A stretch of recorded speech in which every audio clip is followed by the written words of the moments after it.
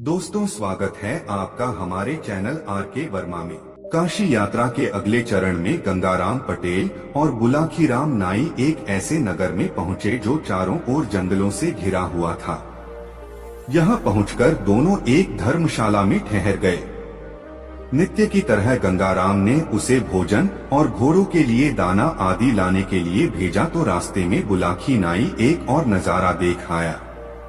रात को भोजनादि से निवृत्त होकर जब दोनों बिस्तरों पर लेटे तो गंगाराम ने उससे पूछा, बुलाखी, क्या बात है? क्या आज तूने यहाँ के बाजार में कोई नया नजारा नहीं देखा है?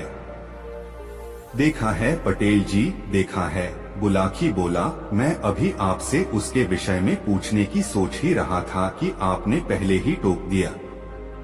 आज तूने क्या अजीब बात देखी? पटेल ने पूछा। पटेल जी, आज मैंने बाजार में लगभग 30 वर्ष का ऐसा नौजवान देखा जो बेहद गमगीन भाव में एक चबूतरे पर बैठा था। उसके मुंह से बार बार यह शब्द निकल रहे थे कि हाय रे अभागे, यह तूने क्या किया? और हाँ पटेल जी, उसकी हालत सचमुच दीवानों जैसी हो रही थी। मुझे उसके बारे में जानने की बहुत उत्सुकता हो रही है, इसलिए आप मुझे उस आदमी के बारे में बताइए। बुलाखी की बात सुनकर पटेल मुस्कुराए। फिर उन्होंने कहा, बुलाखी, इस नगर से बहुत दूर एक गांव में सहगल नाम का एक आदमी रहता था। वह भोजन बनाने में बहुत माहिर था। जो कोई भी एक बार उसके बनाए हुए व्यंजनों का स्वाद चख लेता था, वह उसकी प्रशंसा करते हुए नहीं अघाता था। दूर दूर से लोग शादी विवाह के अवसर पर उसे बुलाने के लिए उसके पास आते रहते थे। उसकी प्रसिद्धि दूर दूर तक फैली हुई थी। एक बार किसी अपने मित्र के यहाँ शादी के अवसर पर बीजापुर के एक अमीर अयूब खां ने उसके बनाए हुए व्यंजनों का स्वाद चखा। उसे सभी व्यंजन बहुत स्वादिष्ट लगे। उसने अपने मित्र से उस कारीगर का नाम पूछा जिसने वह व्यंजन तैयार किए थे, तो उसके मित्र ने उसे सहगल से मिलवा दिया। अयूब खां तब उसे अपने साथ ही ले आया और अच्छे वेतन पर उसे अपना रसोइया नियुक्त कर दिया। बुलाखी, उस अमौर की 3 बीवियां थीं। बड़ी बीवी की उम्र 60 वर्ष, उससे छोटी बीवी की उम्र 40 वर्ष तथा जो सबसे छोटी बीवी की उसकी उम्र मात्र 25 साल थी, जबकि स्वयं उस अमीर की उम्र 60 वर्ष से ऊपर हो चुकी थी।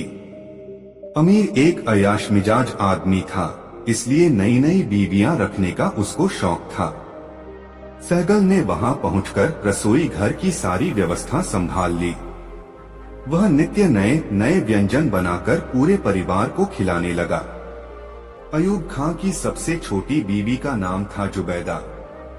अयूब ने उसके पिता को बहुत सारा धन देकर शादी की थी, इसलिए वह अपने पति से नफरत करती थी।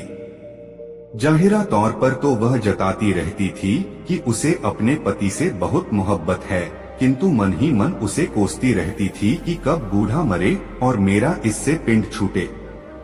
बुलाखी, जब जुबैदा ने सहगल जैसे गबरू जवान को देखा तो वह उसकी ओर आकर्षित हो गई।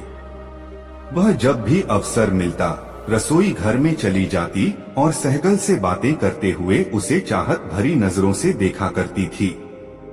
सहगल ने पहले तो उसकी तरफ कोई तवज्जो न दी, किंतु जब वह भी दिल के हाथों मजबूर हो गया तो एक दिन दोनों के दिल आपस में मिल गए। एक दिन जुबैदा ने उससे कहा, सहगल, मैं अपने बूढ़े खाविंद से तंग आ चुकी हूँ। तुम अगर मेरा साथ दो तो हम दोनों यहाँ से किसी और राज्य में भाग चले। सहगल ने कहा, जुबैदा, मैं भी तुमसे प्यार करने लगा हूँ, किंतु मुझे डर है कि यदि तुम मेरे साथ भाग गई तो यह बूढ़ा अमीर हमें पाताल से भी ढूंढकर मंगवा लेगा। फिर यह हमारी बहुत बुरी हालत बना देगा। कैसी बुजदिली की बातें कर रहे हो सहगल? मैं जानती हूँ यह बूढ़ा ऐसा कुछ करने वाला नहीं है। ज्यादा से ज्यादा यह कुछ दिन हमारी खोज कराएगा और फिर शांत होकर बैठ जाएगा, जुबैदा ने कहा। बुलाखी, कुछ तो चाहत का असर और कुछ जवानी का तकाजा, सहगल उसकी योजना से सहमत हो गया। फिर एक दिन जुबैदा ने अपने शौहर की तिजोरी साफ कर डाली और बहुत सा धन और जेवरात लेकर सहगल के साथ भाग गई। दोनों एक शहर में पहुंचे और एक किराए का मकान लेकर आनंद पूर्वक रहने लगे। उधर अयूब खान ने कुछ दिन तक तो उन्हें खोजने के प्रयास किए, किंतु फिर अपने दुर्भाग्य पर संतोष कर लिया। दरअसल उसे जुबैदा के भाग जाने का इतना गम नहीं था जितना अपने धन और जेवरों के चले जाने का था। सहगल और जुबैदा कुछ दिन तो जुबैदा के द्वारा लाए धन के बल पर ऐश करते रहे, किंतु जब धीरे धीरे धन समाप्त होने लगा तो दोनों चिंतित होने लगे। जुबैदा सहगल को फिर से अपना काम करने को कहने लगी, लेकिन क्योंकि अब सहगल को हराम की खाने की आदत पड़ चुकी थी, अतः वह टालमटोल करने लगा। घर के हालात जब ज्यादा खराब हो गए तो मन मारकर सहगल ने फिर से एक हलवाई के यहाँ नौकरी कर ली। उस नौकरी से उसे इतने पैसे नहीं मिलते थे कि आराम से एक गृहस्थी का गुजारा हो जाता। पैसे की तंगी होने लगी तो सहगल और जुबैदा में रोज ही किसी न किसी बात पर तकरार होने लगी। घर का वातावरण विषाक्त हो गया। एक दिन जुबैदा बाजार से घर के लिए कुछ सामान खरीदने के लिए गई।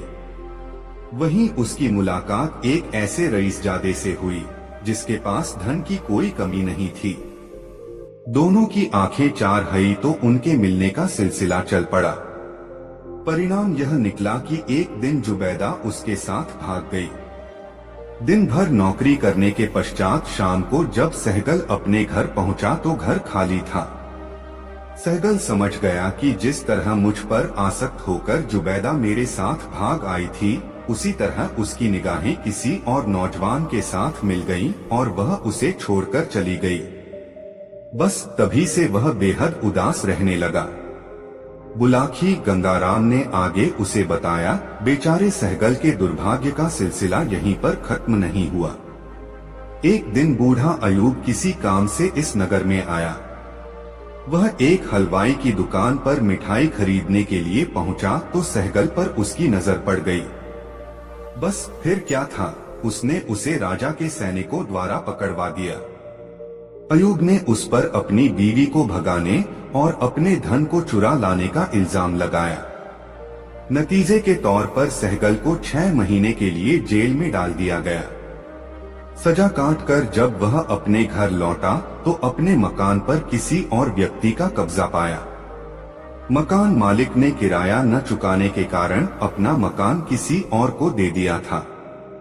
इतना ही नहीं, जब सहगल अपने पुराने काम को करने के लिए अपने मालिक उस हलवाई के पास पहुंचा तो उसने भी उसे नौकर रखने से साफ मना कर दिया।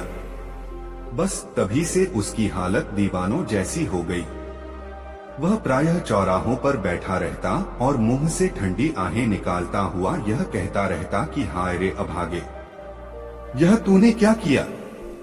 कहानी को विराम देकर पटेल ने कहा, बुलाखी, अब तो तू समझ ही गया होगा कि वह व्यक्ति कौन था।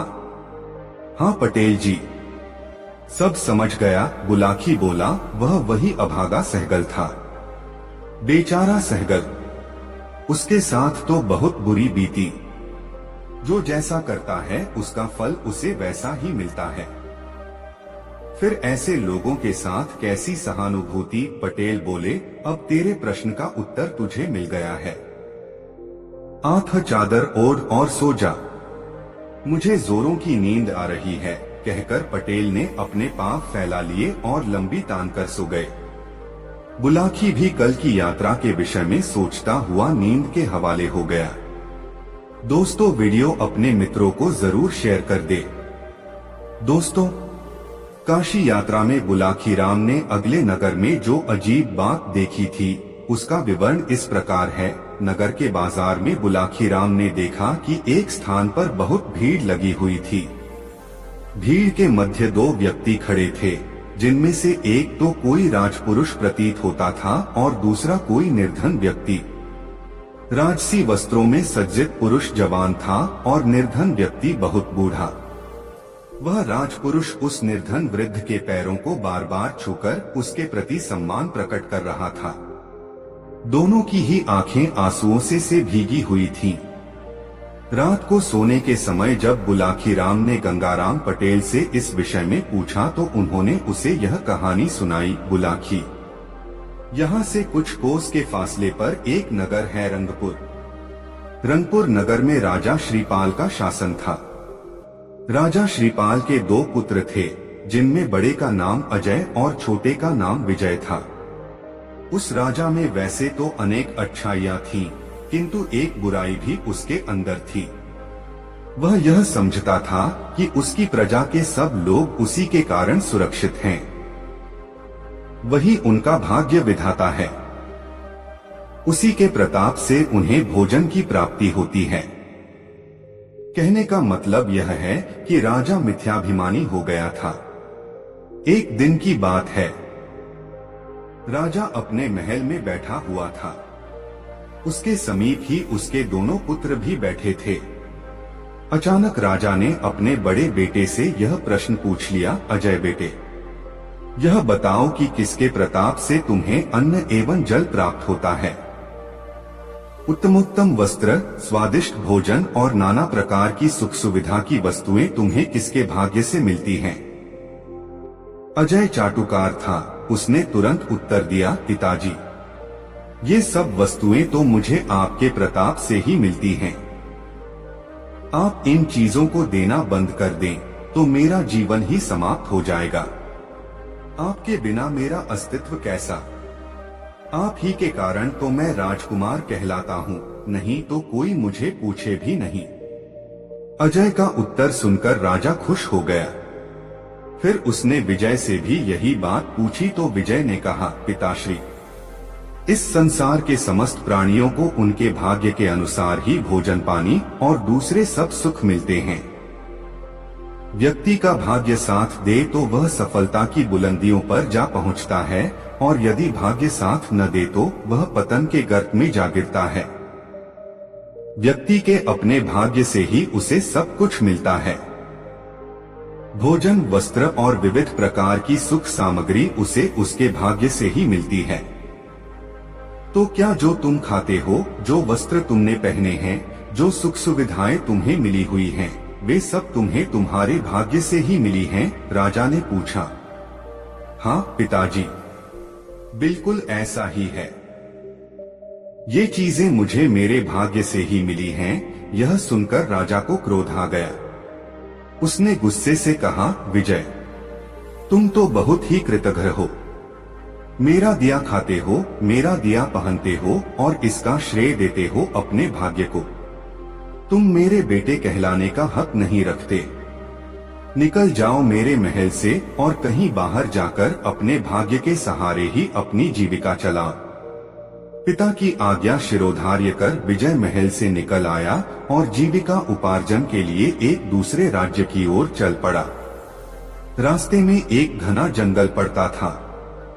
राज्य से निष्कासित राजकुमार विजय जब पैदल चलता हुआ बहुत थक गया तो विश्राम करने के लिए एक घने वृक्ष की छाया में बैठ गया। अभी उसे बैठे हुए ज्यादा देर नहीं हुई थी कि उसने निकट ही कहीं से आती हुई किसी सिंह की दहाड़ सुनी। उसने घबराकर उस दिशा में देखा तो उससे कुछ दूरी पर उसे एक सिंह लड़खड़ाता हुआ उसी की दिशा में बढ़ता हुआ नजर आया। यह देखकर राजकुमार घबरा गया। पहले उसने विचार किया कि जान बचाने के लिए उसे वृक्ष पर चढ़ जाना चाहिए, लेकिन जब उसने दोबारा सिंह की दहाड़ सुनी तो उसके कदम ठिठक गए। सिंह की दहाड़ में क्रोध का भाव न होकर करुणा का भाव था। विजय ने फिर उस सिंह की चाल पर गौर किया। सिंह बुरी तरह से लंगड़ा कर चल रहा था। उसका अगला एक पंजा जमीन पर पड़ हो नहीं रहा था। यह देखकर विजय के मन में उस सिंह के प्रति दया के भाव पैदा हो गए। घायल सिंह लंगड़ाता हुआ उसी वृक्ष के पास पहुंचकर बैठ गया जिस वृक्ष के नीचे विजय बैठा हुआ था, और वह याचना भरी निगाहों से विजय की ओर देखने लगा, जैसे कहना चाहता हो कि आओ मेरी मदद करो।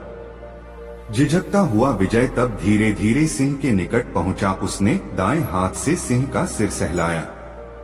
सिंह को उसके स्पर्श से कुछ राहत सी मिली तो उसने अपनी आंखें बंद कर ली। विजय ने इस बार दोबारा उसकी पीठ सहलाई तो सिंह जमीन पर लेट गया। अब विजय ने उसके घायल पंजे पर ध्यान दिया। सिंह के पैर में एक मोटा कांटा चुभा हुआ था। कांटा इतना बड़ा और सख्त था कि वह पंजे को फाड़कर ऊपर तक निकल आया था। उस कांटे के कारण सिंह का पैर बुरी तरह से सूज गया था।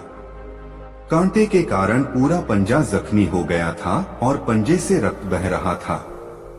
सिंह की ऐसी हालत देखकर विजय नीचे झुका। उसने सिंह का वह घायल पंजा दाएं हाथ से पकड़ा और अपने दांतों से पकड़कर उस कांटे को एक झटके से बाहर निकाल लिया। राहत मिली तो सिंह की गुर्राहट बंद हो गई और वह आंखें मूंद कर लेट गया। कांटा निकालने के बाद राजकुमार बहुत देर तक सिंह की पीठ और उसके सिर को सहलाता रहा। बुलाखी। ममता की भाषा सभी प्राणी समझते हैं। प्राणी कोई भी क्यों न हो, यदि उसे प्यार दुलार मिले तो वह आदमी का मित्र बन जाता है। उस दिन से वह हिंसक प्राणी सिंह भी राजकुमार का मित्र बन गया। राजकुमार जहां भी जाता वह भी उसके पीछे पीछे चल देता। उसके भय से हिंसक जंगली जीव राजकुमार के पास नहीं फटकते थे। इतनी कहानी सुनाकर पटेल ने थोड़ा सा विराम लिया। हुक्के की नली मुंह से लगाकर 2-3 गहरे कश खींचे और धुआं मुंह से बाहर निकालकर आगे बोले, बुलाखी। अब इस प्रसंग को यहीं छोड़कर मैं तुम्हें एक दूसरा प्रसंग सुनाता हूँ जिसका संबंध इसी कहानी से है। रंगपुर राज्य की सीमा से सटा हुआ एक दूसरा राज्य है कर्णपुर। कर्णपुर में राजा इंद्रद्युम्न का शासन था। इस राजा के कोई संतान नहीं थी। आथ राज्य का प्रधानमंत्री इस राज्य पर अपना अधिकार करने का राजा के विरुद्ध एक कुचक्र रच रहा था। परंतु चूंकि राजा अपनी प्रजा में बहुत लोकप्रिय था और नगर की सारी जनता राजा के पक्ष में थी, आथ वह खुलकर उसके विरुद्ध कोई दुस्साहस करने का हौसला नहीं जुटा पा रहा था। दैवयोग से एक दिन उसे राजा के विरुद्ध अपने कुचल को पूरा करने का अवसर मिल गया। उस दिन कर्णपुर का राजा इंद्रद्युम्न अपने थोड़े से सैनिकों के साथ शिकार के लिए वन में गया हुआ था। तभी प्रधानमंत्री अपने साथ अपने पक्ष के बहुत से सैनिकों को लेकर वन में जा घुसा और उसने राजा को घेर लिया। दोनों पक्षों में तलवारें खींच गईं और वे एक दूसरे पर वार करने लगे। राजा बहुत बहादुरी से लड़ा, किंतु जब उसके सभी सैनिक एक एक करके धराशायी होते चले गए तो उसका हौसला टूट गया। मंत्री के सैनिकों ने राजा को बंदी बना लिया।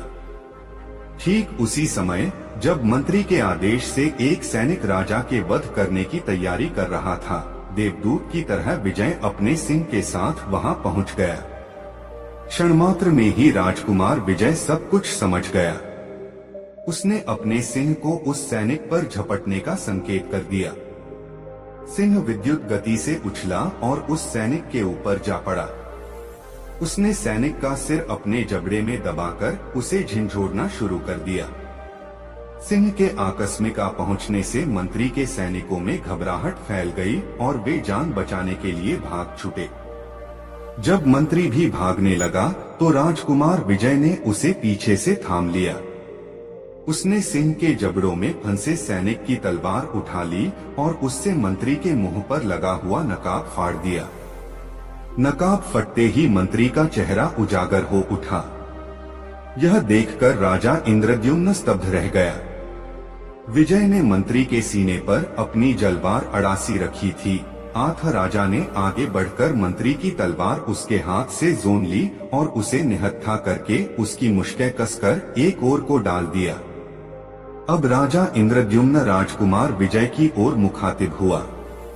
उसने राजकुमार से कहा, बेटा तुम कौन हो और इस सिंह के साथ कैसे रहते हो? राजकुमार विजय ने तब राजा को अपनी सारी कहानी सुनाई। राजकुमार के द्वारा पूछाने पर राजा ने भी अपने बारे में सारी बातें बता दी। राजा ने विजय से कहा, बेटे अब सारी चिंता छोड़ दो।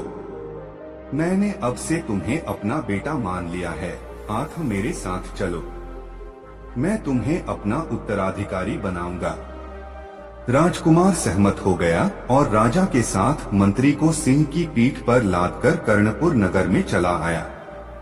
नगर निवासियों ने जब मंत्री को बंदी हालत में सिंह की पोठ पर लदे हुए देखा तो उनके आश्चर्य का ठिकाना न रहा, लेकिन बाद में जब उसकी गद्दारी की बात मालूम हुई तो सभी उसकी हरकतों पर उससे घृणा करने लगे।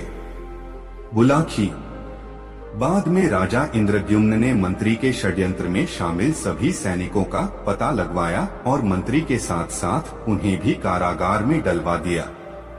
उसने एक बहुत बड़ा दरबार सजाया और विजय को अपना उत्तराधिकारी घोषित कर दिया। राजकुमार विजय आनंद से अपने दिन व्यतीत करने लगा। अब सुनो रंगपुर का हाल। अपने बेटे विजय को राज्य से निष्कासित कर देने के बाद राजा श्रीपाल को पश्चाताप होने लगा। उन्हें अपने मिथ्याभिमान पर भी अफसोस होने लगा। इसी गम में राजा बीमार रहने लगा। राजा की इस स्थिति का फायदा उठाया उसके एक पड़ोसी राजा ने, जो राजा श्रीपाल से शत्रुता रखता था। एक दिन उसने अचानक रंगपुर पर आक्रमण कर दिया और बात की बात में नगर पर अधिकार कर लिया।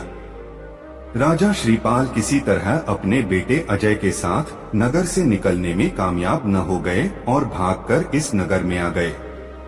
भागते समय वह साथ तो कुछ लाए नहीं थे, अपना परिचय भी किसी को नहीं देना चाहते थे, वे मेहनत मजदूरी करके किसी तरह अपना पेट पालने लगे। राज्य छूट जाने का राजा को इतना गहरा सदमा पहुंचा कि वह असमय में ही बूढ़ा हो गया और अपनी आयु से दोगुनी उम्र का दिखाई देने लगा। उधर जब राजकुमार विजय को राजा इंद्रद्युम्न के नगर में रहते हुए बहुत दिन बीत गए तो एक दिन उसने अपने मन में सोचा कि अब अपने नगर लौटकर अपने पिता और अपने भाई का हालचाल जानना चाहिए। ऐसा विचार कर एक दिन वह राजा इंद्रद्युम्न से आज्ञा लेकर सैनिकों के साथ राजसी वस्त्रों में रंगपुर की ओर चल दिया। वहां आकर उसे मालूम हुआ कि उसके राज्य पर तो पड़ोसी राजा ने अपना अधिकार जमा लिया है। उसने लोगों से मालूमात हासिल की तो पता चला कि उसके पिता और उसका भाई किसी तरह बच निकलने में कामयाब हो गए थे, पर यह नहीं मालूम हो सका कि यहाँ से पलायन करने के बाद अब वे कहाँ हैं। खैर, कर्णपुर लौटकर राजकुमार विजय अपने पिता और भाई की तलाश में जुट गया। इसी बीच उसने अपनी सेना संगठित कर रंगपुर पर हमला कर दिया और उस राजा को परास्त कर अपने राज्य पर अधिकार कर लिया। बुलाखी। राजकुमार विजय की मेहनत रंग लाई। एक दिन एक कुम्हार के यहाँ मिट्टी गूंधते हुए उसने अपने पिता को पहचान लिया। उसका बड़ा भाई अजय भी उसी कुम्हार के यहाँ मिट्टी के बर्तन बनाने के काम पर लगा हुआ था। पिता को पहचानकर राजकुमार की आंखों में आंसू आ गए। उसके वृद्ध पिताजी उसे सामने देखकर रोने लगे। राजकुमार विजय बार बार अपने पिता के पांव छूकर उनसे कहने लगा कि आप मेरे साथ राजमहल में चलें, किंतु पिता बार बार इनकार कर कह देता, नहीं पुत्र, अब मैं अपने काले मुंह को लेकर तेरे साथ कैसे जाऊं? मैंने तो तुझ पर बहुत जुल्म किए हैं। अब मुझे मेरे हाल पर छोड़ दे और मुझे पश्चाताप करने दे। तो हे बुलाखी, आज तू जिस दृश्य को देखकर आया था वह उन पिता पुत्र के मिलन का वही दृश्य था। ऐसा कहकर पटेल ने अपनी कहानी का समापन कर दिया। उत्तर में जाने पर बुलाखी भी संतुष्ट हो गया। फिर दोनों लंबी तान कर सो गए। दोस्तों, यह कहानी आपको कैसी लगी कमेंट बॉक्स में जरूर बताएं और इस वीडियो को अभी एक लाइक जरूर कर दें। दोस्तों, काशी यात्रा की वापसी में गंगाराम पटेल और बुलाखी राम सुबह उठकर उस नगर से निकलकर आगे की यात्रा पर चल पड़े। शाम हो जाने पर जब वे विश्राम के लिए एक नए नगर में रुके तो वहां भी बुलाखी राम नाई ने एक अनोखा दृश्य देखा, जिसका रहस्य जानने के लिए वह बेचैन हो उठा। सोने से पूर्व उसने गंगाराम पटेल को उस दृश्य के विषय में बताया। उसने गंगाराम पटेल से कहा, पटेल जी, आज मैंने बाजार से गुजरते हुए जो अनोखा दृश्य देखा, मैं उसका रहस्य जानने के लिए बेचैन हो रहा हूँ। मुझे उस रहस्य के विषय में बताइए। हाँ भाई हाँ, बोले पटेल, पर पहले यह तो बताओ कि तुमने देखा क्या था। पटेल जी, मैंने रास्ते में देखा था कि जुलूस निकल रहा था। जुलूस के बीच सोने से बनी एक गाड़ी पर एक कुत्ता बैठा हुआ था, जिसने सोने के वस्त्राभूषण पहने हुए थे। उस गाड़ी को घोड़ों के स्थान पर राजसी वस्त्राभूषण पहने एक व्यक्ति खींच रहा था, बुलाकी ने बताया। बुलाकी की बात सुनकर गंगाराम पटेल ने कहा, बुलाकी, अब तू इस रहस्य के विषय में सुनिस। नगर के राजा का नाम अमीचंद है। यह राजा बहुत नेक इंसान है और जिस व्यक्ति को तू उस गाड़ी में जुटा हुआ देखकर आया है, वह इस राज्य का दीवान है। उसका नाम जीवन सिंह है। उसकी यह हालत कैसे हुई, यह भी सुन। अब से कुछ दिन पूर्व यहाँ का राजा अमीचंद आखेट करने के लिए वन में गया था। वहाँ उसने एक काले हिरण को देखा, जो अपने दल से बिछुड़कर अकेला ही घास चर रहा था। राजा को वह शिकार उपयुक्त लगा। उसने घोड़ा उसी की दिशा में दौड़ा दिया। हिरण ने उसे अपनी ओर आते देखा तो जान बचाने के लिए वह घने जंगल की ओर दौड़ लिया।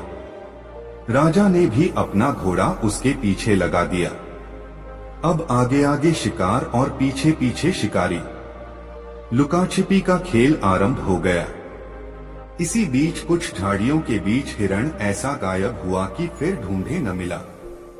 राजा ने घोड़े की रास खींचकर उसे रोका और अपने सैनिकों की तलाश में पीछे की ओर निगाहें दौड़ाई, लेकिन उसे अपने साथ आए सैनिक भी दिखाई न दिए।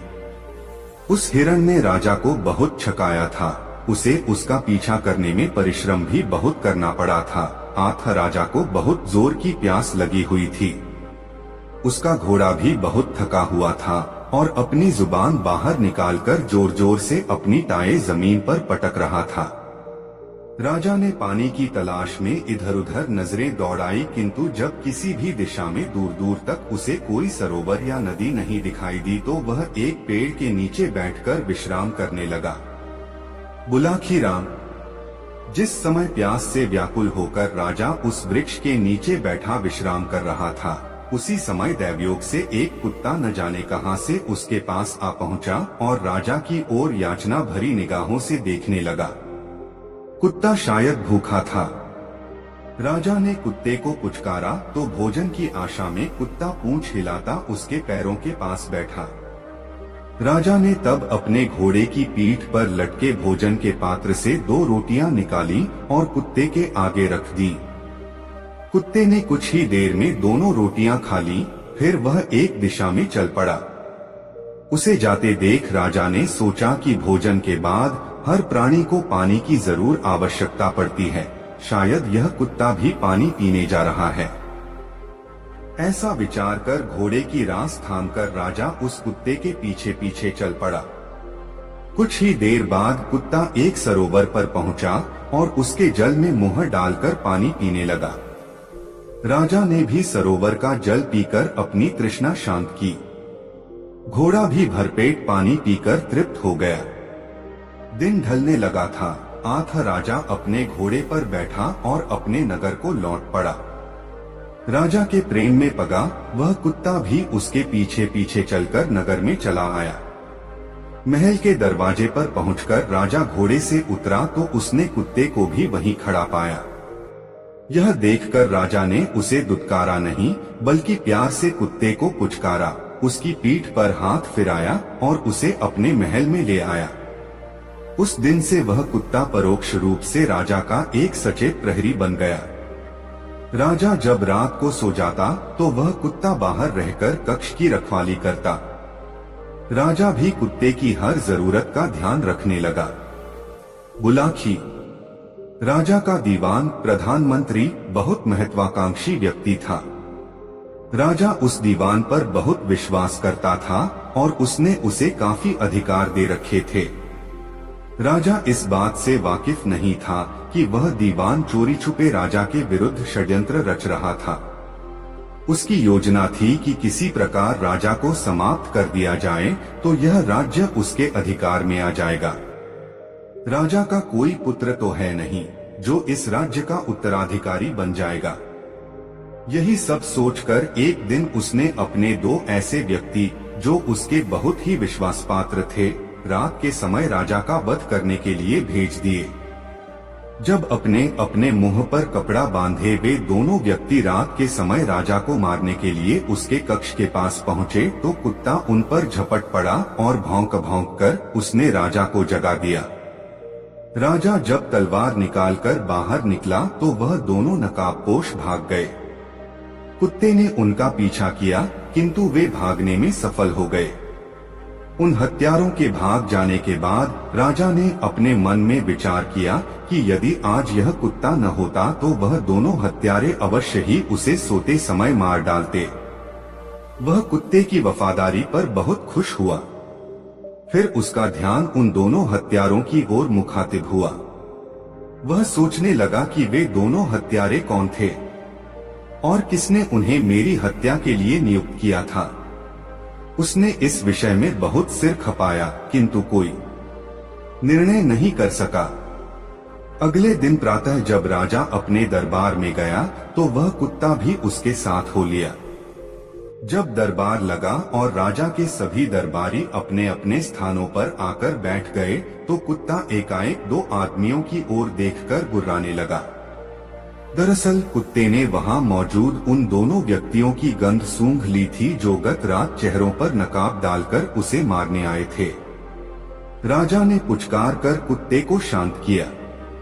उसने सोचा कि कुत्ता आखिर है तो जानवर ही, अपने स्वभाववश वह वैसे ही भौंकने लगा है। वह तो इस बात को सपने में भी नहीं सोच सकता था कि गत रात उसको मारने के लिए गए वे दोनों हत्यारे यहीं मौजूद हैं। बात आई गई हो गई, लेकिन 2 दिन बाद महल में रात के समय कुत्ते ने फिर भौंकना शुरू कर दिया। उस समय राजा गहरी नींद में सोया हुआ था। कुत्ते का भौंकना सुनकर उसकी नींद टूट गई और वह दीवार पर टंगी अपनी तलवार लेकर फुर्ती से बाहर निकल आया। जैसे ही वह बाहर निकला, 2 नकाबपोश तलवार लेकर उस पर टूट पड़े। लेकिन जब राजा ने बड़ी बहादुरी से उनका सामना किया तो वे भाग निकले। राजा को मारने की दीवान की योजना उस दिन भी कुत्ते की सतर्कता के कारण धराशायी हो गई। उस दिन के बाद राजा ने अपने महल की सुरक्षा और भी चौकस कर दी। वह स्वयं भी रात को एक दूसरे कक्ष में सोने लगा और पहले वाले कक्ष में अपने पलंग पर तकिए लगाकर और उन तकियों पर चादर ओढ़ाकर ऐसा बना देता कि देखने वाले को ऐसा लगे कि कोई आदमी उस पलंग पर सो रहा है। 5 दिन तक कोई घटना न घटी, लेकिन छठे दिन ही वे दोनों मृत्युदूत न जाने कैसे राजा की सुरक्षा व्यवस्था भेदकर उसके महल में दाखिल हो गए। उन नकाबपोशों को आते देख कुत्ता सतर्क हो गया। उसने जोर जोर से भौंकना शुरू कर दिया और उछल-उछल कर उन नकाबपोशों को काटने का प्रयास करने लगा। कुत्ते का भौंकना सुनकर राजा एकदम सतर्क हो गया। वह समझ गया कि फिर कोई आक्रमणकारी महल में आ घुसा है। वह तलवार लेकर बाहर आया और दोनों आक्रमणकारियों पर टूट पड़ा। दोनों नकाबपोश भी भिड़ गए। नकाबपोश इस बार बहुत आश्वस्त थे कि वे 2 हैं और राजा एक, इसलिए कुछ ही देर में वे राजा पर काबू पा लेंगे, लेकिन उनका यह सोचना बेकार साबित हुआ। राजा के हाथ से एक नकाबपोश तो उसी समय मारा गया। दूसरा जब भागने लगा तो राजा ने उसके नकाब पर तलवार का प्रहार कर दिया। नकाबपोश चीखता हुआ नीचे गिरा तो राजा ने फुर्ती से आगे बढ़कर उसकी नकाब खींच ली। नकाब उतरने के बाद जो चेहरा नमूदार हुआ, उसे देखकर राजा आश्चर्यचकित हो गया। वह व्यक्ति स्वयं राज्य का दीवान था। पलक झपकते ही सारा षड्यंत्र राजा की आंखों के सामने उजागर हो उठा।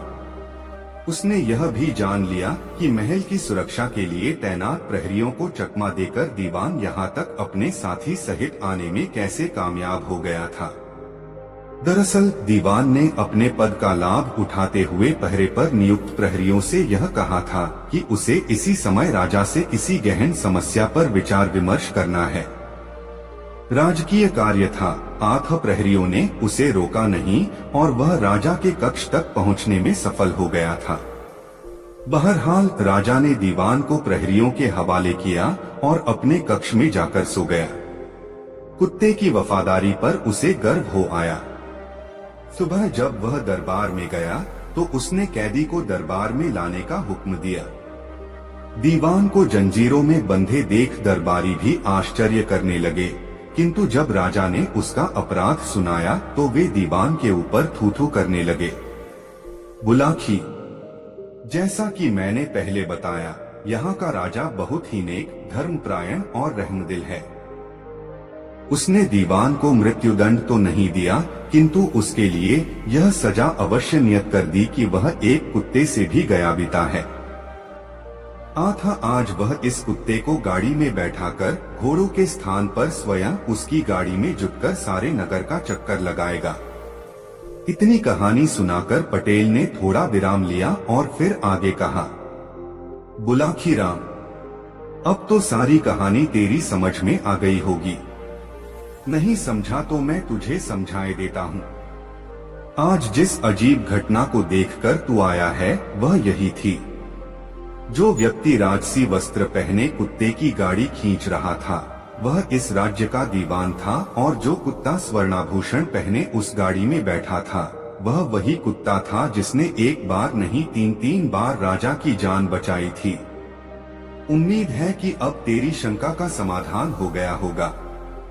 हाँ पटेल जी, शंका का समाधान हो गया, बुलाखी बोला, पर मैं यह सोच कर परेशान हो रहा हूँ कि कैसे कैसे नमकहराम आदमी हैं इस दुनिया में, जो सामने तो स्वामी भक्त होने का दिखावा करते हैं लेकिन चोरी छिपे मालिक की पीठ में छुरा घोंपने से बाज नहीं आते।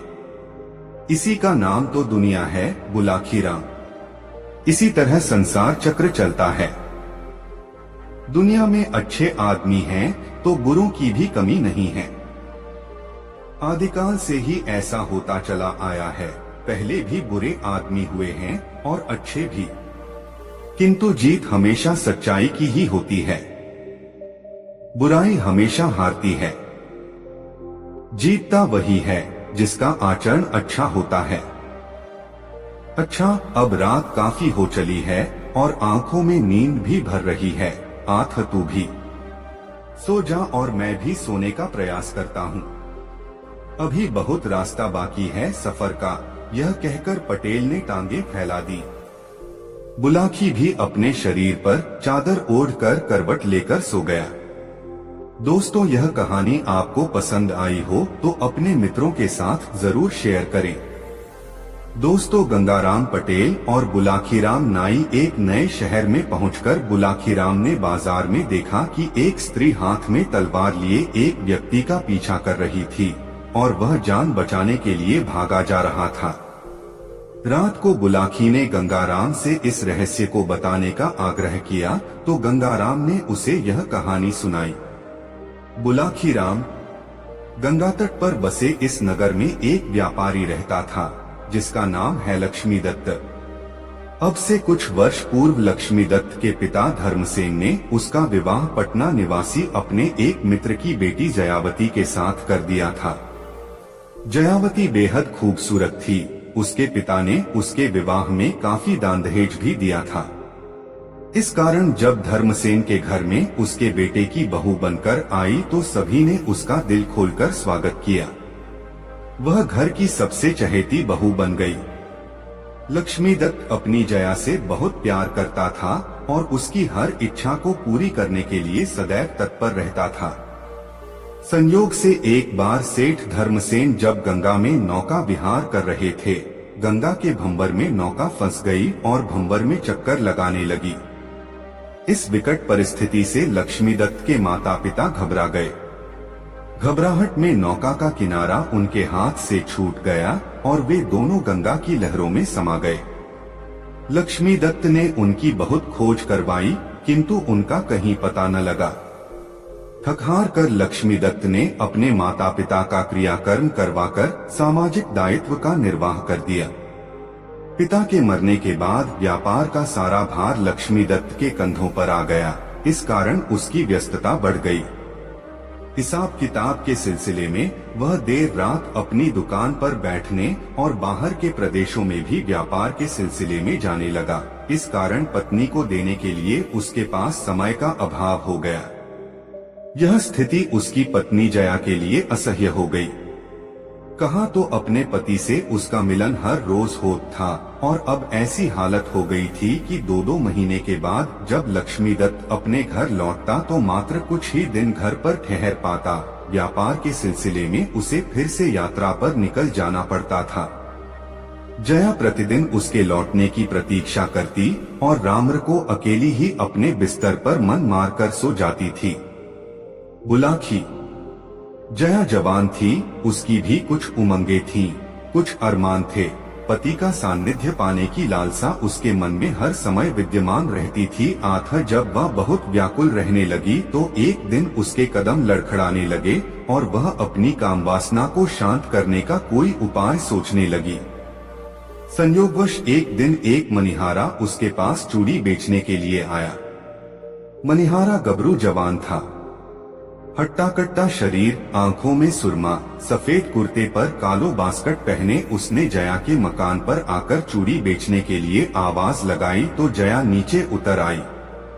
मनिहारे का रूप पहली ही नजर में जया के मन में उतर गया और जब मनिहारे ने जया का कोमल हाथ अपने हाथ में लेकर यह पूछा, कैसे रंग की चूड़ी पहनाऊं सेठानी, तो बरबस ही जया के मुंह से निकल गया, जैसे रंग की चूड़ियां तुम्हें पंसद हों। बुलाखी। उस दिन से कैसे उस मनिहारे और जया के बीच अवैध संबंध स्थापित हो गए, यह एक अलग कहानी है। फिलहाल इतना जान लो कि जया ने उस मनिहारे को अपने पति का स्थानापन्न बना लिया और उसी से अपनी वासना की पूर्ति करने लगी। पर पुरुष का सहवास पाकर अब उसके स्वभाव में परिवर्तन होने लगा। पति के सान्निध्य को तरसती जया अब फूल की तरह खिली हुई रहने लगी। मनिहारा चूड़ी पहनाने के बहाने जब जया के घर के चक्कर लगाने लगा तो पड़ोसियों को उनके संबंधों पर संदेह होने लगा और दबी जुबान से यह चर्चा गलियों में फैलने लगी कि व्यापारी लक्ष्मीदत्त की पत्नी और मनिहारे के बीच अवैध संबंध पनपने लगे हैं। एक दिन लक्ष्मीदत्त 2 महीने के बाहरी प्रवास से घर लौटा। अपने साथ वह जया को देने के लिए ढेरों उपहार लाया था, लेकिन जया ने उन उपहारों की तरफ देखा तक नहीं। वह दिन भर तुनकती रही और रात को भी अपने पति से प्रेममय व्यवहार न किया। इससे लक्ष्मीदत्त को उस पर संदेह हो गया। वह सोचने लगा कि कहीं मेरी अनुपस्थिति में मेरी पत्नी के किसी परपुरुष के साथ संबंध तो नहीं बन गए। लेकिन उसने जुबान बंद ही रखी और जया के प्रति अपना व्यवहार पहले जैसा ही बनाए रखा। लगभग 2 हफ्ते तक घर में ठहरने के बाद एक दिन उसने अपनी पत्नी से कहा, प्रिय, मुझे अफसोस है कि मैं आजकल तुम्हारे लिए ज्यादा समय नहीं दे पाता हूँ, पर करूँ भी तो क्या? विवशता है, व्यापार के सिलसिले में बाहर जाना ही पड़ता है। तो क्या कल फिर बाहर जा रहे हो? जया ने भ्रिकुटी चढ़ाते हुए पूछा। हाँ, लक्ष्मीदत्त ने कहा, लेकिन तुम चिंता मत करो, सिर्फ हफ्ते भर का काम है। 1 हफ्ते बाद मैं पुनः लौट आऊंगा। ठीक है, जया बोली, मैं इतने दिन तक प्रतीक्षा कर लूंगी, पर तुम अपने स्वास्थ्य का ध्यान रखना। इस प्रकार पत्नी को आश्वस्त कर दूसरे दिन व्यापारी लक्ष्मीदत्त घर से व्यापार के बहाने बाहर निकल गया, पर वह शहर से बाहर न गया। सारा दिन उसने अपने एक मित्र के यहाँ बिताया और रात्रि के 10 बजे अपने मकान पर जा पहुँचा। मकान के पीछे एक ऊंचा आम का दरख्त था। लक्ष्मीदत्त उस दरख्त पर चढ़कर मकान की छत पर पहुँच गया। दबे पांव वह अपने कमरे की खिड़की के पास पहुँचा और खिड़की की एक झिरी से झांककर उसने जो दृश्य देखा, उसे देखकर उसका समूचा जिस्म क्रोध से जल उठा। अंदर उसी के बिस्तर पर जया उस मनिहारे की बाहों में सिमटी हुई थी। दोनों वासना की तरंगों में डूबे हुए एक दूसरे में समा जाने के लिए आतुर हो रहे थे। बाहर अंगारों पर लेटता हुआ लक्ष्मीदत्त किसी तरह स्वयं पर संयम बनाए रहा। वासना का उफान शांत हुआ तो जया ने अपने कपड़े व्यवस्थित किए और अपने प्रेमी उस मनिहारे से बोली, अब तुम नित्य ही रात को यहाँ आ जाया करो। मेरा पति यद्यपि 1 हफ्ते तक बाहर रहने के लिए कहकर गया है, किंतु मैं जानती हूँ वह 2 हफ्ते से पहले लौटेगा नहीं।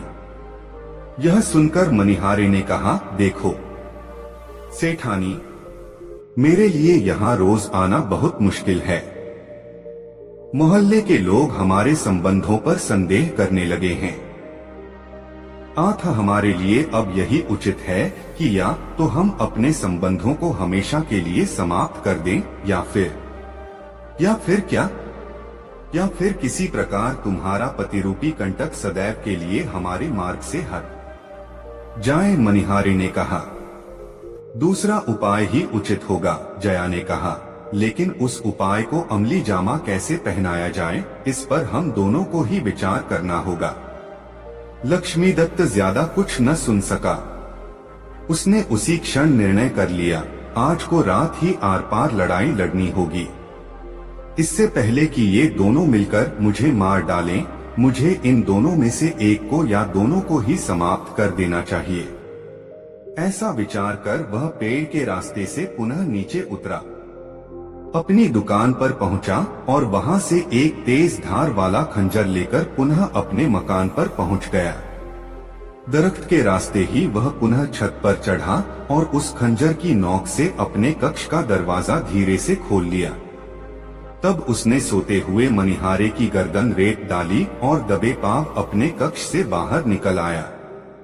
सुबह जब जया जागी तो उसने अपने प्रेमी को मरा हुआ पाया। यह देखकर वह घबरा गई। उसने सोचा कि यदि यह लाश उसके घर से बरामद हो गई तो निश्चय ही वही हत्यारी समझी जाएगी और इसका अर्थ होगा फांसी के फंदे पर झूल जाना। बहुत सोच विचार कर उसने उस लाश से पीछा छुड़ाने का उपाय किया। उसने लाश के कई टुकड़े किए, उन्हें लेकर गंगा में बहा आई। एक बोरे में बंद किया और गंगा स्नान के बहाने उस बोरे को लक्ष्मीदत्त ने उस वृक्ष पर चढ़कर यह सारा माजरा अपनी आंखों से देखा। यह देखकर उसकी आंखों में चमक आ गई कि अंततः उसने अपने एक प्रतिद्वंद्वी से तो पीछा छुड़ा लिया था, अब उसकी बेवफा पत्नी की बारी थी। योजनानुसार लक्ष्मीदत्त अपने घर वापस लौटा। अपने साथ पत्नी को देने के लिए वह छोटी बोरियों में बंद अनेक उपहार लाया था। उसने वह सारे उपहार अपने कक्ष के बाहर ही रख दिए। भोजनोपरांत जब पति पत्नी वार्तालाप करने को बैठे तो पत्नी ने पूछा, इस बार तो ऐसा लगता है कि मेरे लिए ढेर सारे उपहार लेकर आए हो। हाँ, लेकिन जल्दबाजी में उन्हें दरवाजे के पास ही छोड़ दिया। लक्ष्मीदत्त ने कहा, तुम ऐसा करो, एक एक करके सारे उपहार कमरे में ले आओ और बोरियां खोलकर उन्हें व्यवस्थित ढंग से सजा दो। लक्ष्मीदत्त की पत्नी ने बाहर जाकर एक बोरी उठाई, किंतु बोरी उससे उठी नहीं। असर इस पर वह बोल उठी, बोरी तो बहुत भारी है, मुझसे उठाए नहीं उठती। यह सुनकर लक्ष्मीदत्त के मुख से निकल गया, यह बोरी मनिहारे की लाश से को तो ज्यादा भारी नहीं है, जिसे तुम सुबह उठाकर गंगा नदी में बहा आई हो। यह सुनकर उसकी पत्नी सन्नसी रह गई। वह समझ गई कि उसका भांडा फूट गया है। उसके पति ने उसका मनिहारे के साथ प्रेमालाप अपनी आंखों से देख लिया है।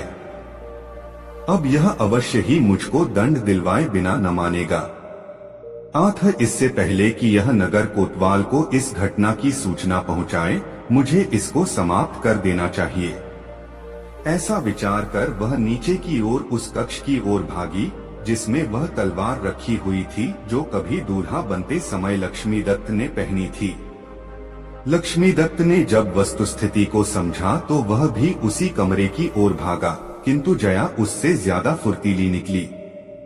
उसने जल्दी से वह तलवार खूंटी से उतार ली और उसे म्यान से बाहर खींचकर लक्ष्मीदत्त की ओर लपकी।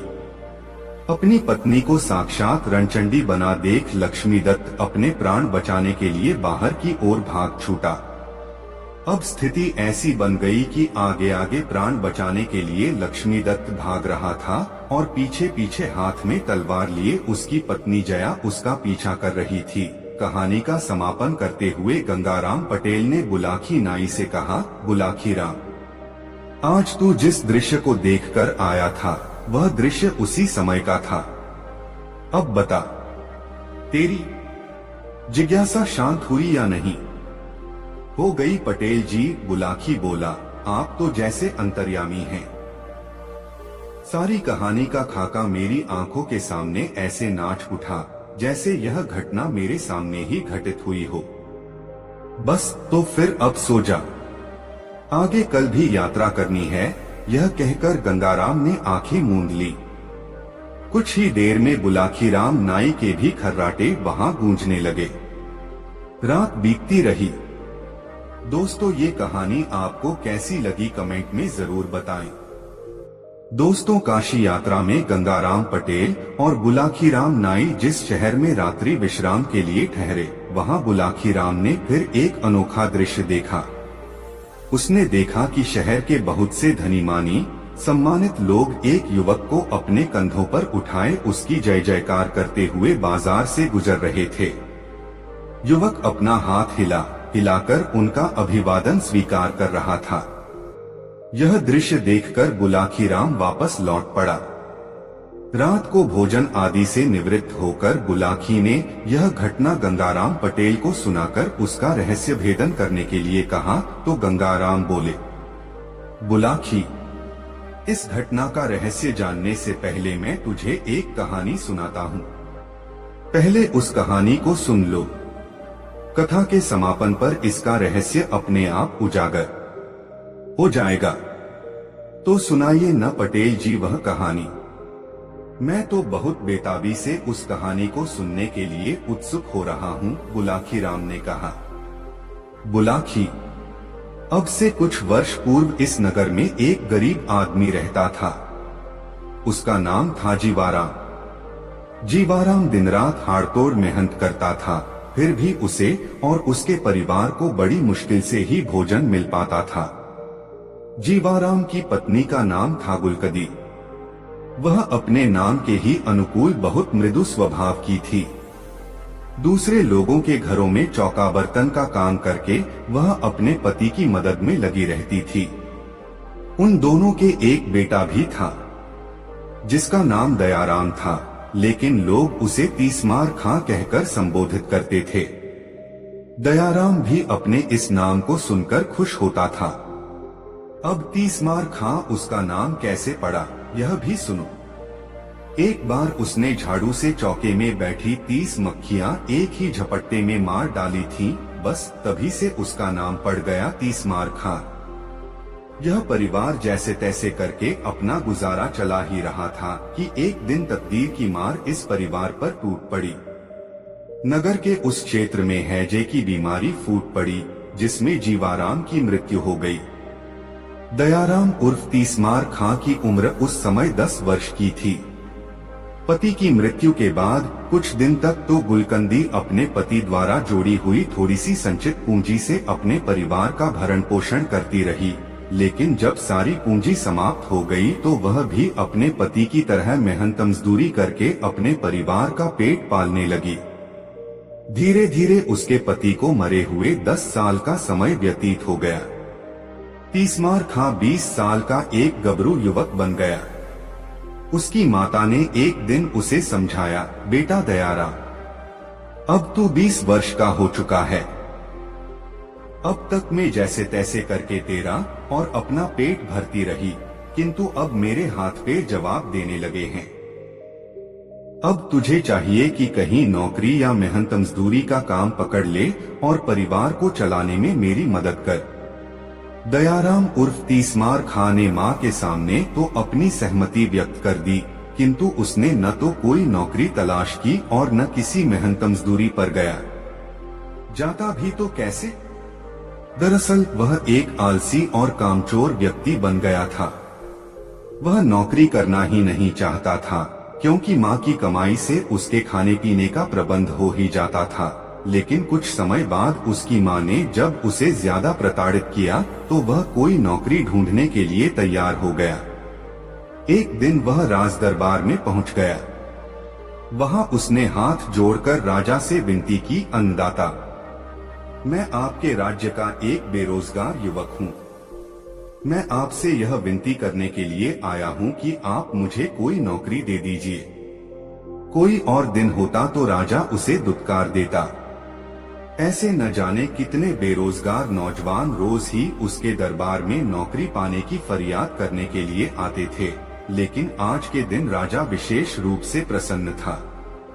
उसकी रानी ने उसे बताया था कि शीघ्र ही उसकी कोख से उसकी संतान जन्म लेने वाली है, इसलिए उसने बड़े विनोद भरे भाव में कहा, दे देंगे भाई, तुम्हें नौकरी भी दे देंगे, पर पहले अपना नाम तो बताओ। यह भी बताओ कि तुम्हारे अंदर विशेषता क्या है। अन्नदाता तीसमार खां ने कहा, लोग मुझे तीसमार खां के नाम से पुकारते हैं।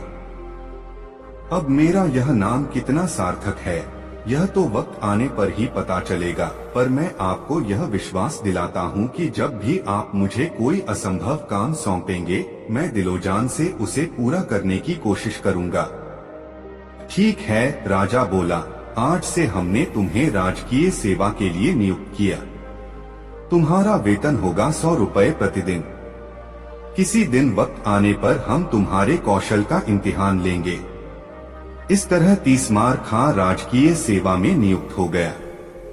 बढ़िया वेतन और काम धंधा कुछ नहीं। तीसमार खां के तो पौ 12 हो गए। कुछ ही दिनों में उसने अपना पुराना कच्चा मकान तुड़वाकर रहने के लिए शानदार हवेली बनवा ली। उसकी माँ ने भी अब दूसरों के यहाँ काम पर जाना छोड़ दिया और संभ्रांत गृहिणियों की तरह अपने घर में रहने लगी। लेकिन तीसमार खां की उन्नति से अनेक राजदरबारी उससे ईर्ष्या करने लगे। वे सोचने लगे कि कब मौका मिले और कब तीसमार खां को नीचा दिखाएं। संयोगवश शीघ्र ही एक मौका उनके हाथ लग भी गया। राज्य के एक हिस्से में कई दिनों से कुछ डाकू सक्रिय हो गए थे। उन्होंने लूटपाट आरंभ कर दी थी। राजा के सिपाही उन्हें पकड़ने में नाकामयाब हो रहे थे। डाकुओं का हौसला इतना हो गया कि ये लोग अब दिन दहाड़े डाका डालने लगे थे। राजा का प्रशासन इनके सामने असहाय होकर रह गया था।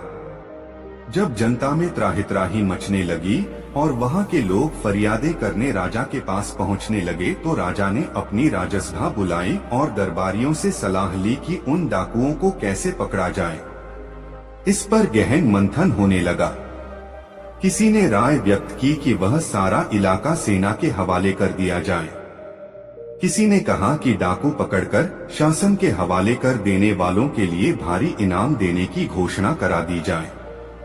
किसी ने कुछ राय दी तो किसी ने कुछ। तभी राजा के एक मंत्री ने, जो तीसमार खां से द्वेष रखता था, राजा से कहा, अन्नदाता, यह काम तीसमार खां को सौंप दीजिए। उसे आपने नौकरी भी इसी शर्त पर दी थी कि वह असंभव कामों को कर दिखाएगा। बहुत समय से वह राजकोष से मुफ्त में अपना वेतन ले रहा है। अब समय आ गया है कि उसकी योग्यता की परख कर ली जाए। यह विचार राजा को पसंद आया। राजकार्यों में उलझे रहने के कारण यह बात उनके ध्यान से उतर गई कि उन्होंने तीसमार खां को नौकरी इसी शर्त पर दी थी कि वह असंभव कार्यों को संभव कर दिखाएगा। आज उसके इम्तिहान का अवसर आ पहुंचा था। उन्होंने तीसमार खां को दरबार में बुलाया और कहा, तीसमार खां, तुम्हें याद है कि हमने तुम्हें किस शर्त पर नौकरी दी थी? हाँ अन्नदाता, मुझे अच्छी तरह याद है, तीसमार खां ने कहा। नौकरी देते समय आपने पूछा था कि तुममें क्या विशेषता है, तो मैंने यह कहा था कि मैं किसी भी असंभव कार्य को संभव बना सकता हूँ। बस तो समझ लो कि आज तुम्हारी परीक्षा की घड़ी आ पहुँची। देश के दक्षिणी क्षेत्र में जाओ और वहाँ के लोगों में भय का वातावरण पैदा कर रहे डाकू दलों का सफाया कर दो। इस काम के लिए तुम जितने सैनिक चाहो तुम्हें उपलब्ध करा दिए जाएंगे। ठीक है अन्नदाता।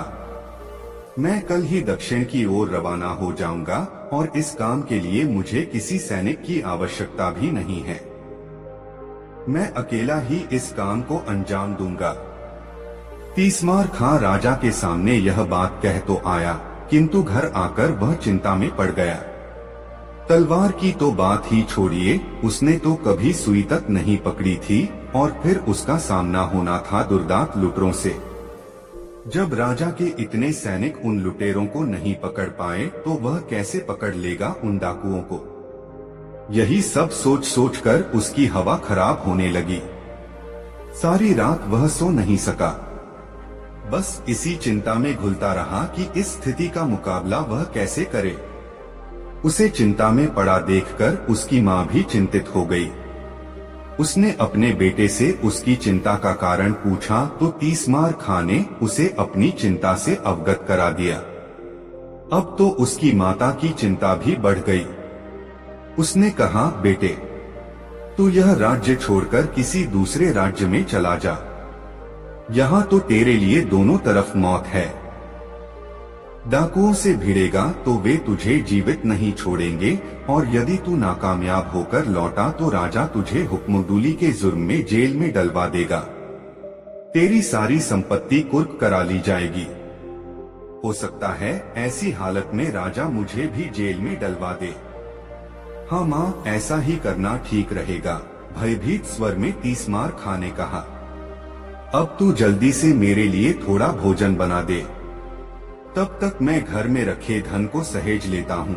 ऐसा कहकर तीसमार खां अपने घर में रखा धन गिनकर एक थैले में भरने लगा। उसकी माता रास्ते में भोजन के लिए उसके लिए तिल के लड्डू बनाने लगी। अचानक ही कोई काम उसे याद आ गया। आधा चाशनी बनाने का काम अधूरा छोड़कर वह उस काम को करने के लिए पड़ोस में चली गई। इसी बीच एक चूहे का पीछा करते हुए काला नाग रसोई में आ गया। उसने चूहे को पकड़ने के लिए जैसे ही उछाल मारी, वह चाशनी में गिर गया।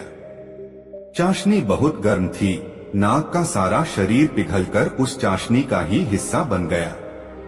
कुछ देर बाद तीसमार खां की माँ वहां पहुंची।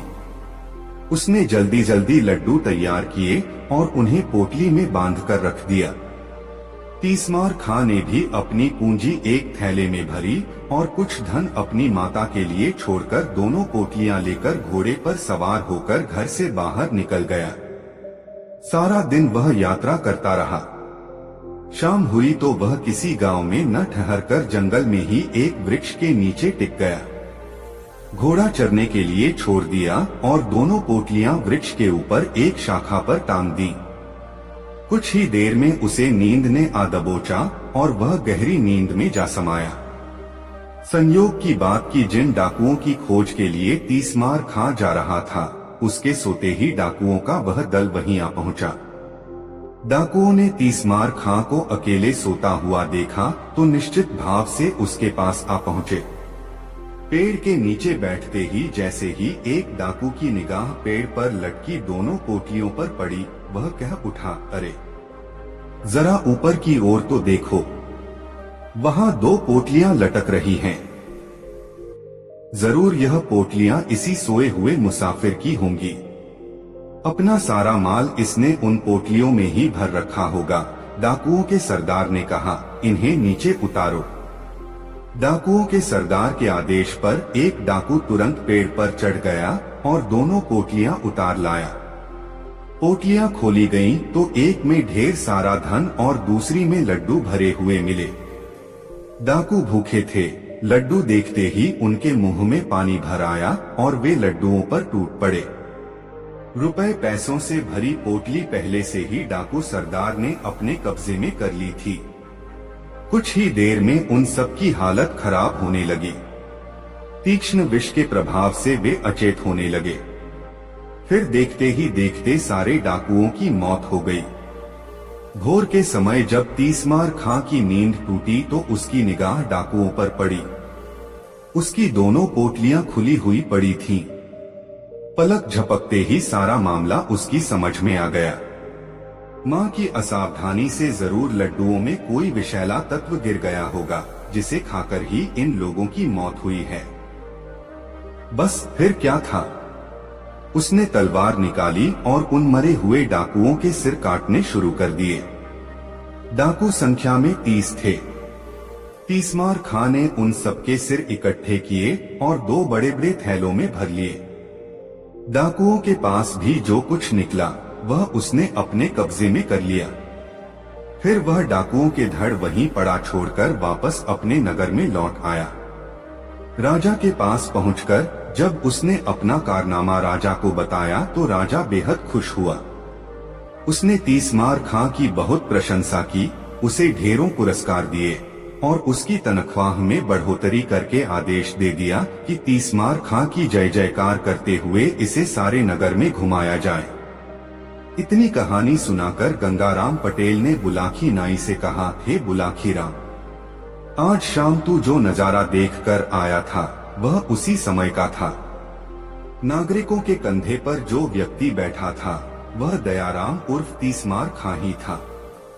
उसके पीछे पीछे जो लोग उसकी जय जयकार कर रहे थे वे शहर के धनी मानी व्यक्ति और राज कर्मचारी थे। उनमें वह मंत्री भी था जिसने तीसमार खां के विरुद्ध राजा को उकसाया था। अब बता, तेरी शंका का समाधान हो गया ना? हाँ पटेल जी, हो गया। अब आप भी सोइए और मैं भी सोता हूँ, कल फिर से यात्रा करनी है। दोनों ने चादरों से मुंह ढांप लिया और सोने की तैयारियां करने लगे। दोस्तों, यह कहानी आपको कैसी लगी कमेंट बॉक्स में जरूर बताएं। अपने वीडियो यहां तक देखा है तो एक कमेंट जरूर करें। दोस्तों, प्रतापगढ़ नामक नगर में बुलाकी राम ने जो दृश्य देखा उसका सारा वर्णन पटेल जी से कह सुनाया। उसने पटेल को बताया, पटेल जी, आज शाम जब मैं सामान लेकर आपके पास वापस लौट रहा था तो मैंने बाजार में एक अनोखा दृश्य देखा। मैंने देखा कि 2 राजपुरुष एक सुंदर स्त्री की दोनों बाहें पकड़े उसे अपनी अपनी तरफ को खींच रहे थे। यह देखकर मैं उनके निकट पहुंचा, तभी अचानक वह स्त्री गायब हो गई और मैं आश्चर्यचकित होता हुआ आपके पास लौट आया। ठीक है, बोले पटेल, अभी अपनी उत्सुकता थोड़ी शांत रख। रात को सोने से पहले ही तुझे अपने प्रश्न का उत्तर मिल जाएगा। अभी तो भोजनादि की व्यवस्था कर, घोड़ों को दाना पानी खिला, कहकर पटेल शौच निवृत्ति के लिए चले गए। रात को जब दोनों भोजन करके निवृत्त हो गए तो पटेल ने कहा, बुलाकी राम, यहाँ से कुछ 100 कोस दूर विरमगढ़ नाम का एक नगर है। इस नगर में चक्रधर नाम का एक राजा राज करता था। चक्रधर आयु में पूर्ण रूप से युवा था। अभी उसने विवाह भी नहीं किया था। वह सही अर्थों में अच्छे आचरण वाला एक प्रजापालक राजा था। प्रजा भी उसे बहुत चाहती थी। राजा चक्रधर का एक मंत्री बहुत दुष्ट था। वह राजा के सामने तो बड़ी मीठी मीठी बातें करता था, लेकिन पीठ पीछे उसकी बुराई करता था। उसने गुप्त रूप से पड़ोसी देश के राजा के साथ संपर्क बनाया हुआ था। पड़ोसी देश के राजा ने उससे वादा किया हुआ था कि यदि वह विरमगढ़ नगर पर उसका अधिकार करा दे तो वह उसे बहुत सा धन और भूमि उपहार में देगा और उसे अपने राज्य का प्रधानमंत्री बना देगा। इसी लालच के कारण वह दुष्ट मंत्री राजा चक्रधर के राज्य की गुप्त सूचनाएं उसे चोरी छिपे पहुंचाता रहता था।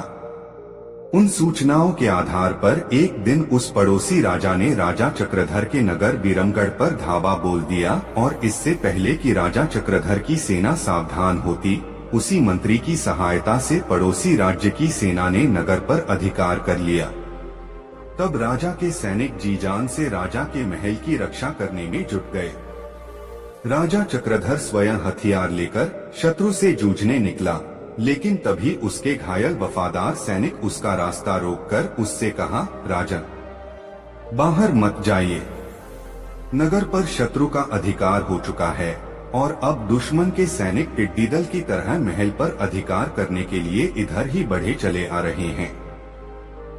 स्थिति बहुत ही विषम हो चली है।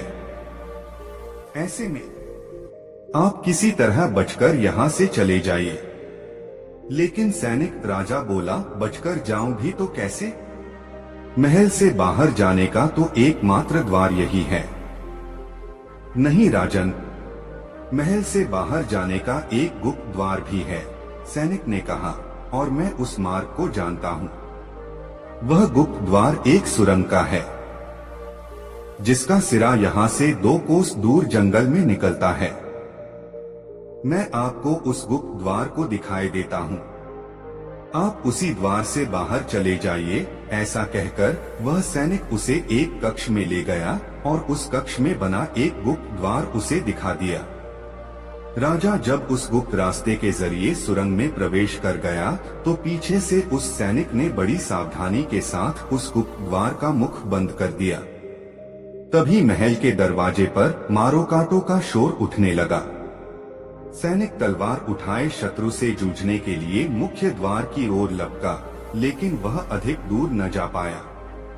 उसके शरीर से इतना रक्त निकल चुका था कि उसमें आगे बढ़ने की शक्ति शेष न रही। वह लड़खड़ाया और भूमि पर गिर पड़ा। तभी बाहर शत्रु भारी संख्या में आ पहुंचे और कुछ देर के संघर्ष के बाद महल पर शत्रु सेना का अधिकार हो गया। उधर सुरंग के रास्ते से राजा चक्रधर निरंतर आगे बढ़ता गया। सुरंग में अंधकार था। अंधेरे में उसने कई जगह ठोकरें खाई, कई स्थानों पर गिरा, कई जगह उसके सिर से पत्थर टकराए, लेकिन किसी तरह वह सुरंग के मुहाने पर पहुंच गया। वह बाहर निकला तो स्वयं को एक जंगल में पाया। घनघोर जंगल, हिंसक पशुओं का भय, राजा प्यास से व्याकुल हो रहा था। उसने दाएं बाएं निगाहें दौड़ाई कि शायद कहीं जल का कोई स्रोत मिल जाए, लेकिन न तो उसे कोई सरोवर दिखाई दिया और न कोई नदी। तब वह जल की खोज में आगे चल दिया। जंगल निरंतर घना होता जा रहा था। काफी दूर चलने के बाद अंततः वह एक छोटे से चौरस मैदान में जा पहुंचा। उस मैदान में एक अत्यंत खूबसूरत 2 मंजिला मकान उसे बना हुआ दिखाई दिया। उस मकान को देखकर राजा की हैरत बढ़ गई। कौन रहता है इस मकान में? किसने इस बियाबान जंगल में बनवाया यह खूबसूरत मकान? कहीं यह मकान किसी शत्रु का तो नहीं? आदि प्रश्न उसके मन को मथने लगे। जो होगा देखा जाएगा, ऐसा विचार कर राजा उस मकान की ओर बढ़ गया। वह मकान के दरवाजे पर पहुंचा और आवाज लगाई, कोई है, लेकिन कोई उत्तर उसे न मिला। उसने 2-3 बार आवाजें लगाई, लेकिन जब कोई उत्तर न मिला तो वह मकान का दरवाजा खोलकर अंदर दाखिल हो गया। मकान बाहर से जितना सुंदर नजर आता था, अंदर से उससे भी कई गुना ज्यादा खूबसूरत था। कमरे में एक पलंग बिछा हुआ था। थका-हारा राजा उस पर बैठ गया। फिर वह उठा और सीढ़ियां चढ़कर दूसरे खंड पर पहुंच गया।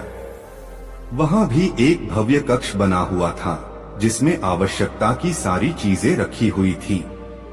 राजा ने पहले तो पानी पीकर अपनी तृष्णा शांत की, फिर नीचे उतरकर उसी पलंग पर आकर लेट गया। वह बेहद थकान महसूस कर रहा था। एक बार लेटा तो फिर उठा नहीं। उसे निद्रा रानी ने अपनी गोद में समेट लिया। राजा न जाने कितनी देर तक सोता रहा। आंख खुली तो देखा कि सारा कमरा एक स्वर्णिम आभा से दमक रहा है।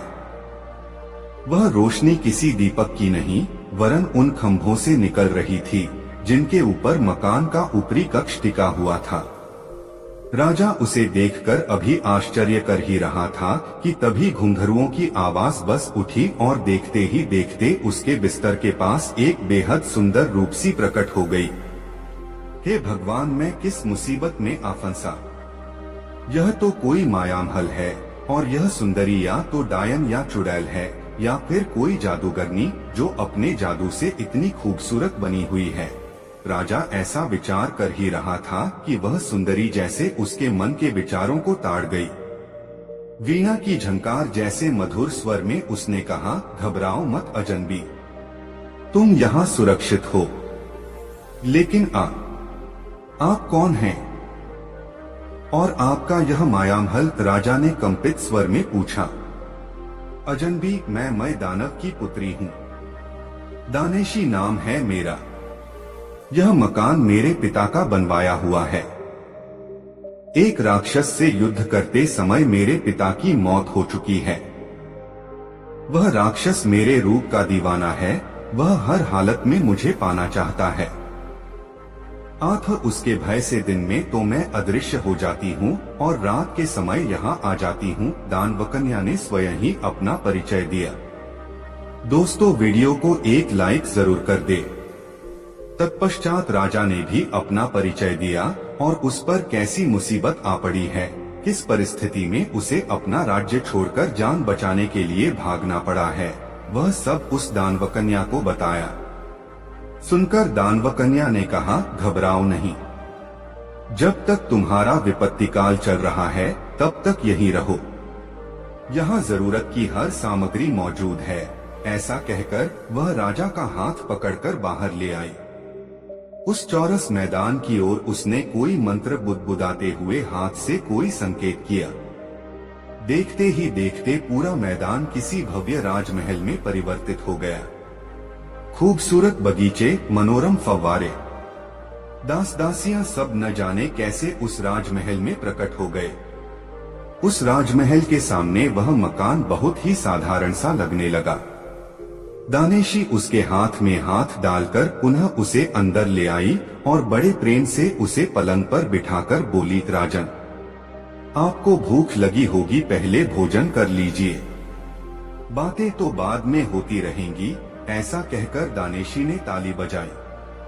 ताली बजाते ही न जाने कैसे उस कमरे में भोजन की थालियां लिए अनेक सेविकाएं प्रकट हो गईं। दानेशी ने तब राजा चक्रधर को बड़े प्यार से अपने हाथों से खाना खिलाया। भोजन बहुत स्वादिष्ट था। यद्यपि यह स्वयं राजा था और उसके राजमहल में भी भोजन की बहुत अच्छी व्यवस्था रहती थी, तथापि आज जैसा भोजन उसने न खाया था वह तो इसके आगे कूड़ा था। इतनी कहानी सुनाकर पटेल ने थोड़ा विराम लिया। हुक्के का एक जोरदार कश खींचा और धुआं बुलाखीराम की ओर उछाल दिया। अरे, यह क्या कह रहे हो पटेल जी? धुआं दूसरी ओर फेंको, बुलाखी चिल्लाया। मुझे खांसी उठ आएगी। पटेल मुस्कुराए और बोले, मैं यह जानने की कोशिश कर रहा था कि कहीं तू सो तो नहीं गया। अंधेरे में दिखाई तो कुछ दे नहीं रहा।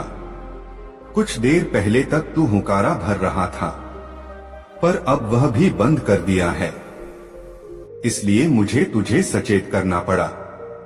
खैर, यह बता कैसी लग रही है यह कहानी? बहुत ही अच्छी, बेहद दिलचस्प। बुलाखी बोला, आप कहानी जारी रखिए। बुलाखी, राजा चक्रधर और दानेशी का प्रेम प्रसंग काफी लंबा है। आठ मैं तुझे संक्षिप्त में बताता हूँ कि वहाँ रहते रहते दोनों में प्यार हो गया। फिर एक दिन अग्नि को साक्षी मानकर दोनों ने विवाह कर लिया और दोनों पति पत्नी के रूप में वहाँ रहने लगे। बुलाखी, जैसा कि मानव स्वभाव है, हर मानव अपने जीवन में विविधता चाहता है। एक रास्ता उसे बोर कर देती है। यही कुछ राजा चक्रधर के साथ हुआ। महीनों तक एक ही स्थान पर रहते हुए वह उकताने लगा। तो एक दिन अपनी पत्नी दानेशी से कहा, प्रिय, तुम्हें तो तंत्र मंत्र विद्या का ज्ञान है। आठ जब चाहे रूप बदलकर अथवा अदृश्य रूप में जहाँ भी चाहती हो चली जाती हो, किंतु मैं ठहरा एक साधारण मानव। मैं इस निर्जन स्थान में एक ही जगह रहते रहते बहुत उकताहट महसूस करता हूँ। मेरी इच्छा है कि कुछ दिनों के लिए हम निकट के किसी बड़े नगर चलें, साधारण व्यक्तियों की तरह वहां रहें, नए नए लोगों से मिलें, उनके जीवन के विषय में जानें, वार्तालाप के जरिए कुछ उनसे नई बातें सीखें, कुछ अपनी बात उन्हें सिखाएं। कहो क्या विचार है इस विषय में तुम्हारा? मुझे तो कोई एतराज नहीं है, किंतु तुम पर कोई संकट न आ जाए, दानेशी ने आशंका जताई। कोई संकट नहीं आएगा, और फिर आया भी तो वीरता पूर्वक उसका भी मुकाबला कर लेंगे। इस प्रकार दानेशी को राजी करके राजा चक्रधर उसे इसी शहर में कुछ दिन घूमने के लिए ले आया। 2 दिन खूब आराम से बीते। उन दोनों ने खूब सैर सपाटा किया, नए नए स्थान देखे, ढेरों अच्छी अच्छी चीजों की खरीदारी की, लेकिन तीसरे दिन उनके समक्ष एक संकट आ खड़ा हुआ ये कि जब वे दोनों खरीदारी करके एक दुकान से बाहर निकल रहे थे, तो वहां के राजा की नजर उस दानवकन्या पर पड़ गई और वह उस पर मोहित हो उठा। वह घोड़े से नीचे उतरा और दानेशी के समीप पहुंचकर उससे प्रणय याचना करने लगा। यह देखकर राजा चक्रधर को क्रोध आ गया। उसने राजा से कहा कि यह स्त्री मेरी पत्नी है और आपको किसी विवाहिता स्त्री से प्रणय निवेदन करने का कोई अधिकार नहीं है। बस इसी बात पर उन दोनों में तकरार होने लगी। राजा ने दानेशी का बाजू थामा और उसे खींचकर घोड़े पर बिठाना चाहा, लेकिन तभी उसके पति चक्रधर ने उसका दूसरा बाजू थाम लिया। अब चक्रधर तो दानेशी को अपनी ओर खींचे तो यहाँ का राजा उसे अपनी ओर। दानेशी की स्थिति विषम हो गई। तब उसने अपने तंत्र मंत्र बल का उपयोग किया और देखते ही देखते अदृश्य हो गई। कहानी का समापन कर गंगाराम पटेल ने कहा, कुछ समझे बुलाकी राम? आज तुमने जो दृश्य देखा था वह उसी समय का था। वह स्त्री जो तुम्हारे देखते ही देखते अदृश्य हो गई थी, दानवकन्या दानेशी थी और राजपुरुषों के विषय में तुम जान ही चुके हो। दोस्तों, यह कहानी आपको कैसी लगी कमेंट में जरूर बताएं। ऐसी और नई मजेदार कहानी सुनने के लिए हमारे चैनल आरके वर्मा को सब्सक्राइब जरूर कर लें और यह वीडियो अपने मित्रों को जरूर शेयर करें। वीडियो देखने के लिए आपका बहुत बहुत धन्यवाद। मिलते हैं किसी अगले वीडियो में, तब तक के लिए जय श्री राधे राधे। धन्यवाद।